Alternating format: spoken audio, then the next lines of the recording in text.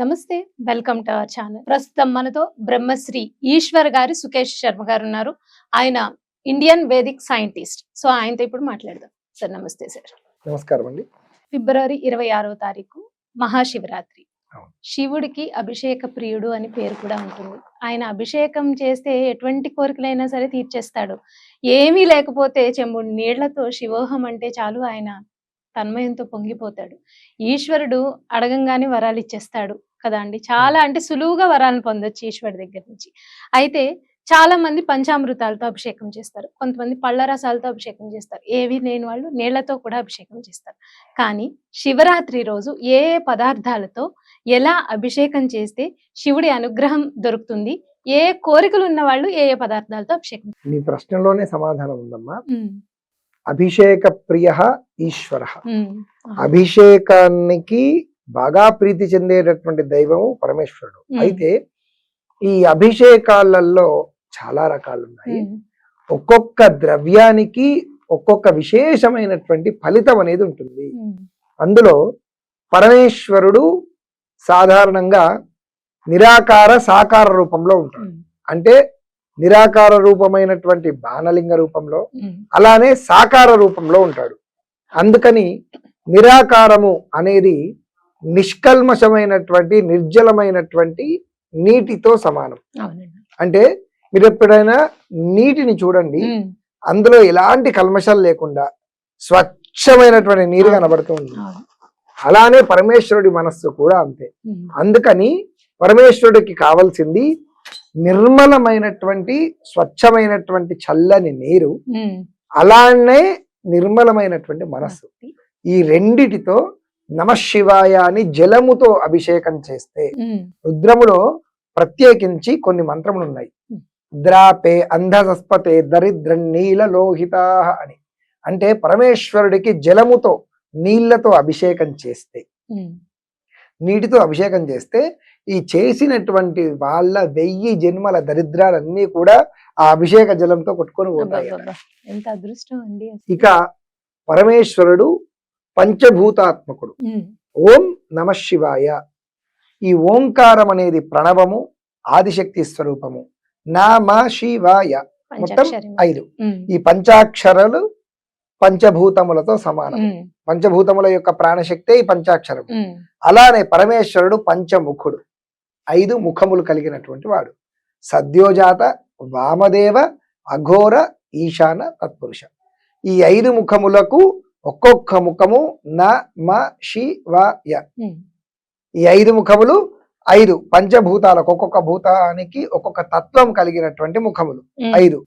ఈ 5 ముఖములకు పాలు, పెరుగు, నెయ్యి, తేనె, చక్కెర, పంచ అమృతములు. ఈ చక్కెర అనేటటువంటి ప్రదేశంలో చెరుకు రసాన్ని వాడమని శాస్త్రం చెప్పింది. కానీ ఇప్పుడు మనం వాడుతున్నటువంటి చక్కెర ఏదైతే ఉందో అది ఇప్పుడు జంతువుల ఎముకల పొడితో కలిపి చేసేటటువంటి చక్కెర. దీనిని పూజా ద్రవ్యంలో వాడకూడదు, ఎందుకంటే అది మాంసాహారం కిందకే లెక్కకు వస్తుంది. అందుకని ఈ చక్కెరను వాడకూడదు. చెరుకు రసం గాని లేదా చెరుకుతో చేసినటువంటి బెల్లపు నీరు కానీ దాన్ని వాడచ్చు. చెరుకు రసం అయితే ఇంకా శ్రేష్టం, లేదా బెల్లం. ఇవి మొత్తము పంచామృతాలు. ఈ పంచామృతాలతో స్వామివారికి అభిషేకం చేసేటట్టు పాలతో అభిషేకం చేస్తే ముఖములో వర్చస్సు వస్తుంది. అలానే పెరుగుతో అభిషేకం చేయడం వల్ల బుద్ధి పెరుగుతుంది. అలానే నెయ్యితో అభిషేకం చేయడం వల్ల ఆయుష్ మరియు ఆరోగ్యము పెరుగుతుంది.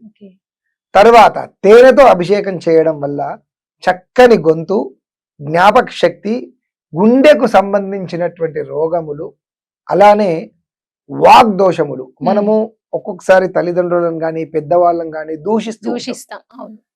కొన్ని రకాల కోపంలో కొన్ని బూతులు కూడా మాట్లాడుతుంటాం. ఆ వాగ్దోషములు తొలగిపోతాయి తేనెతో అభిషేకం చేయడం వల్ల. ఇక పండ్ల రసములు, తర్వాత డ్రై ఫ్రూట్స్ వీట్లతో వేయడం వల్ల సంచిత ప్రారంధ కర్మలు పోతాయి. ఇందులో విశేషించి శివుడికి బిల్లువ రసం అంటే మారేడు పండు ఉంటుంది కదా, ఈ మారేడు పండు లోపల గుజ్జుతో అభిషేకం చేస్తే 7 జన్మల పాపములు తొలగిపోతాయి.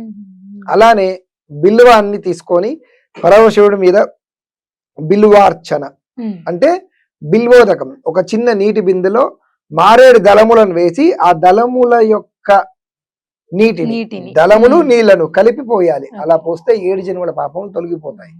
ఇలా పరమేశ్వరుడికి ఇవన్నీ కూడా ప్రీతిపాత్రమైనటువంటిది. ఒక్కొక్క ద్రవ్యము ఒక్కొక్క విశేషమైనటువంటి ఫలితాన్ని ఇస్తుంది. అందులో పంచబిల్వాభిషేకం అంటే పరమేశ్వరుడికి చాలా ఇష్టమైనటువంటిది. నందీశ్వరుడు ఎప్పుడూ కూడా పరమేశ్వరుడికి పంచబిల్వాభిషేకం చేస్తాడు.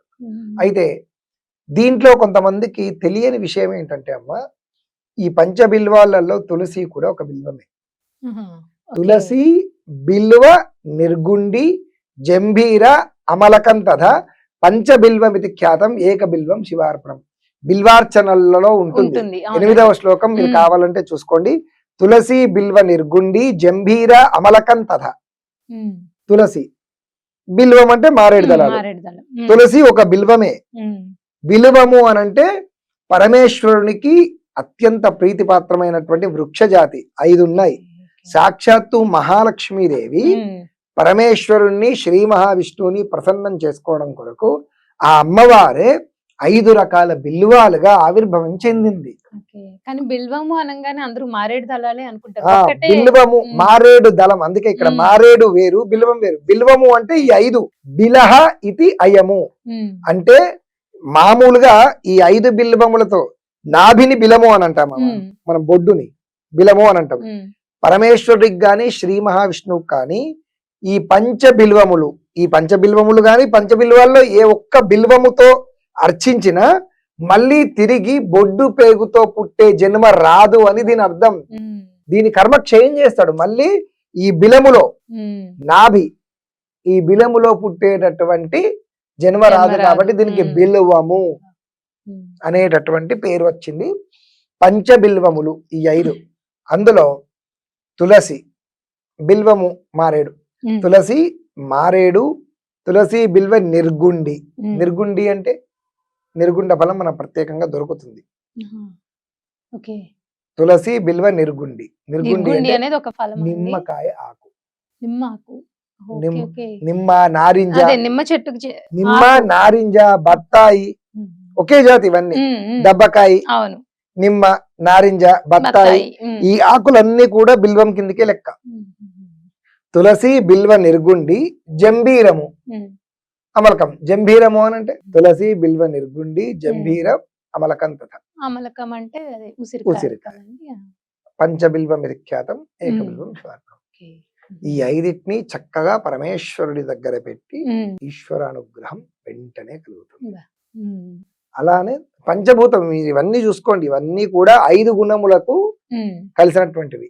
పంచభూతములు, పంచముఖములు, పంచ అమృతములు, పంచ బిల్వములు, పంచ ప్రాణములు, ఇవన్నీ కూడా. అందుకని పంచాక్షరి. అందుకే పరమేశ్వరుడికి 5 సంఖ్య అంటే చాలా ప్రీతి.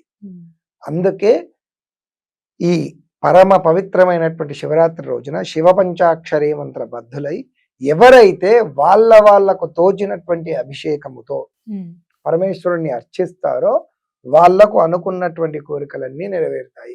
ఇన్ని రకాల ద్రవ్యాలు మాకు కుదరదు అన్నప్పుడు చక్కగా కొంచెం నీళ్లు పోసుకొని అభిషేకం చేసిన వీటన్నిటి ఫలితం పరమేశ్వరుడు ఇస్తారు. అయితే కొంతమంది స్త్రీలు శివలింగానికి అభిషేకం చేయకూడదు అంటారు, కొంతమంది ఏమో చేయొచ్చు అంటారు. అసలు స్త్రీలు లింగానికి అభిషేకం చేయొచ్చా, చేయకూడదు? చక్కగా చేయొచ్చా అండి. అయితే ఇది ఒకప్పుడు ఈ అపోహ లేదమ్మా. గత కొన్ని సంవత్సరాల నుంచి మాత్రమే ఈ అపోహ చాలా బలంగా నాటుతుంది. ఎప్పుడైనా సరే స్త్రీ పురుషులు ఇద్దరు సమానమే. అయితే ఆ విషయాన్ని వ్యక్తపరిచింది పరమేశ్వరుడే. ఎలా అయితే పానబట్టం ఉంటుందో, ఈ పానబట్టం ఏదైతే ఉందో ఈ పానబట్టం మొత్తము కూడా శక్తి స్వరూపిణి. పైన ఉన్న లింగం ఏదైతే ఉందో ఈ లింగం మాత్రం పురుష స్వరూపం. అంటే ఇక్కడ ప్రకృతి పురుషులు ఇద్దరు ఉన్నట్టే. అందుకే స్త్రీలు పరమేశ్వరునికి ఆరాధన చెయ్యాలి అంటే ముందుగా పానబట్టం మీద కొన్ని నీళ్లు పోసి ఆ పానబట్టం మీద పసుపు కుంకుమ వేసి పానబట్టాన్ని నమస్కారం చేసుకున్నాక శివలింగం మీద ఎంతైనా అభిషేకం చేసుకోవాలి. పురుషులు ముందుగా ఉన్నటువంటి పైన శివలింగం పైన కొంచెం నీళ్లు పోసి పసుపు కుంకుమ గాని లేదా కొంచెం పాలో పంచామృతాలు పోసుకొని ఆ శివలింగాన్ని స్పృశించిన తరువాత మొత్తం అభిషేకం చేసుకోవచ్చు. ఎందుకు అంటే స్త్రీ పురుష మమైకమైనటువంటిదే లింగము. అద్భుతంగా ఇలా వివరించారు. కాకుండా జ్యోతిర్లింగ రూపమే ఉమ్. బాణలింగం. ఉమ్. అందులో స్త్రీ పురుషులు ఇద్దరు కలయిక ఉంది. మహాశివరాత్రి రోజు ఎటువంటి ద్రవ్యాలతో ఈశ్వరుడికి అభిషేకం చేయాలి? అలాగే చాలా మందికి ఎప్పుడూ వేధించే ఒక ప్రశ్న ఏంటంటే స్త్రీలు పూజించొచ్చా లేదా అనే వాటికి చాలా చక్కగా సవివరంగా మాకు అందరికీ అర్థమయ్యే రీతిలో చక్కగా వివరించారండి. ధన్యవాదాలు. నమస్కారం.